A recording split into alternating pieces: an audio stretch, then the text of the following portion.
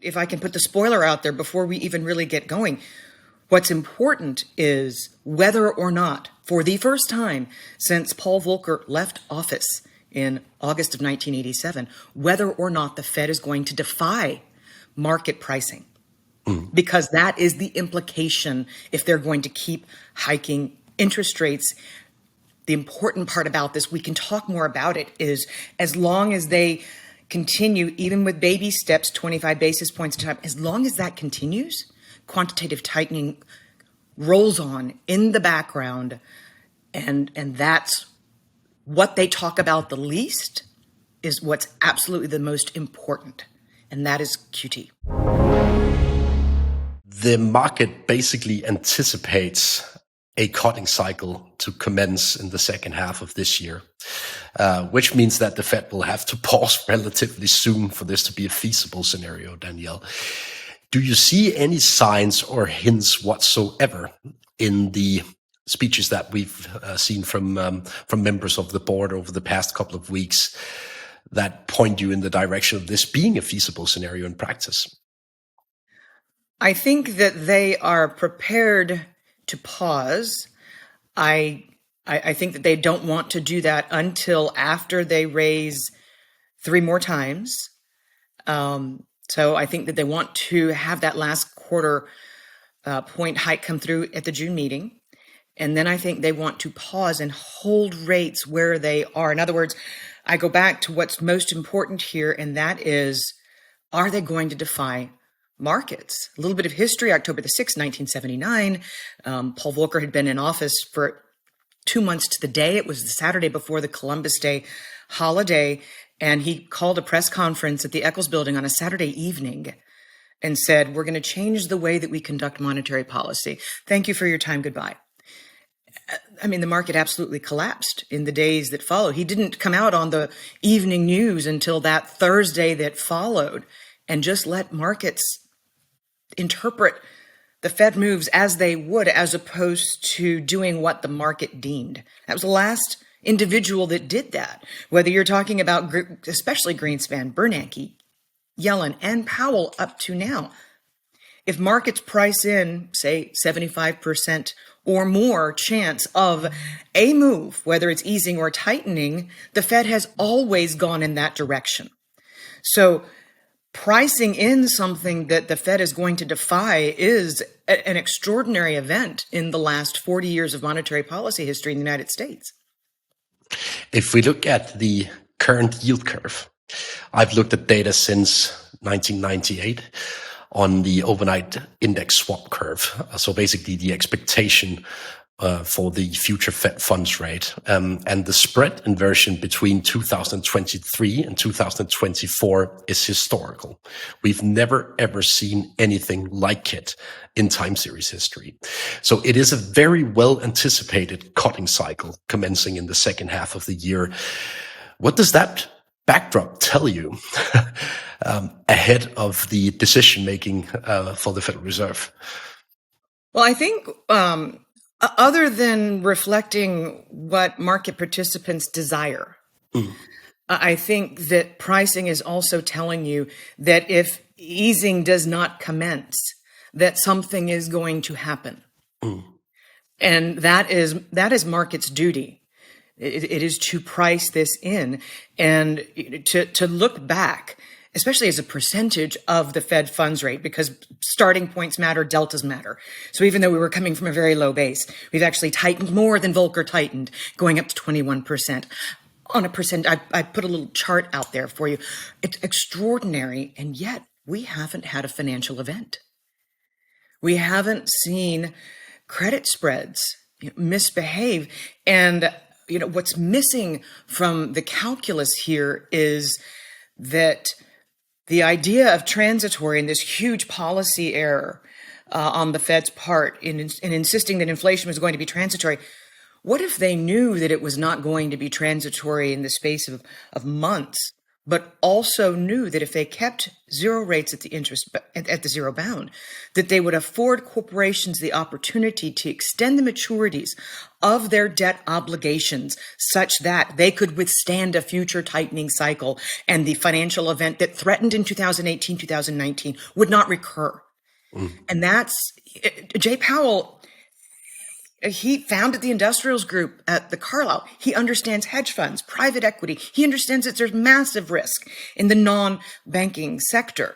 But giving companies time to extend out that debt has really benefited in terms of financial stability throughout the hiking cycle that started last March.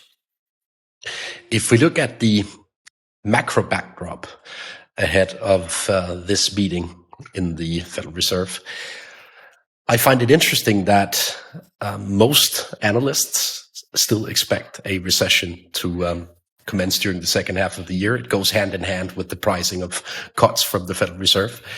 But yet, we still struggle to really get the confirmation that the recession is here. So how close are we to this recession, and what's the general assessment on the economic growth within the Federal Reserve at this current juncture? Well, we're about 0.01 trillion shy. And I think what people don't understand, if you listen to the president of the National Bureau of Economic Research, which for half a century has scored recessions in the United States, they emphasize that a technical recession is not a recession as they define it. They also in August of last year, they pointed to the example of July of 1953, when the unemployment rate was 2.2%. And yet that is when they said recession began, even with the unemployment rate as low as it was. By December of 1953, the unemployment rate had risen to 3.6%. But the reason that the president of the NBER pointed out that episode, I think, was a warning of sorts to say we could say that we're in recession, even though Federal Reserve officials insist that until we get verification from the employment data, we cannot be in recession. The NBER is saying, no, that's not the case historically.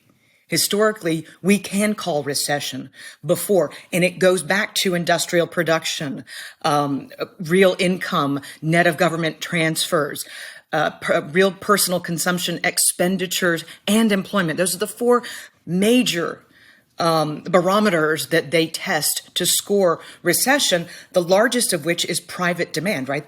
The aggregate of consumption in the United States, 70% of US GDP, and business investment. If you look at that one particular line item, it has been at 17.7 trillion on an adjusted basis for 5 quarters. Save the 17.78 that is currently estimated for the fourth quarter of 2022. We don't have that data in hand. But 17.7, 17.7, 17.7, 17.8, estimates for Q1, current quarter 17.7. I think what people should appreciate is that by the rights of the NBER, they could score the recession as having begun in January 2022. And yet we split hairs trying to say, is it going to be the second or third quarter of 2023? When the numbers, they do not score recessions based on GDP growth. They score recessions based on real levels of output, dollars. And there's just a fundamental misunderstanding in the economics and investment community about how the NBER operates. Danielle, you've made a tremendous chart on the real private demand. And you told me before we went on air that this is a must-see chart for the financial community out there. So why don't you walk us through it and why it is so important? Well, I kind of just did. And that is that one line that shows the constancy of this $17.7 trillion level.